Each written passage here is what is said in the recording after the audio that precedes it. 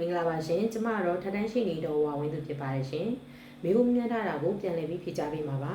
မိကုံကတော့ကျမရဲ့တစ်တော်ချက်ပေါက်မှာလာမေးမြန်းထားခြင်းဖြစ်ပါတယ်မေးမြန်းထားတဲ့မိကုံလေးကမမှန်သက်သေခံခြင်းအကြောင်းမေးမြန်းထားတာပါမမှန်သက်သေခံခြင်းကိုရာဇကြီးပုံမှာ191မှာပြဋ္ဌာန်းထားပါတယ်ပြဋ္ဌာန်းချက်ပါအကြောင်းအရာကိုရှင်းပြရမယ်ဆိုလို့ရှိရင်ညီသူမဆိုကျမ်းသစ္စာကျိန်ဆိုချက်အရာဖြစ်စေ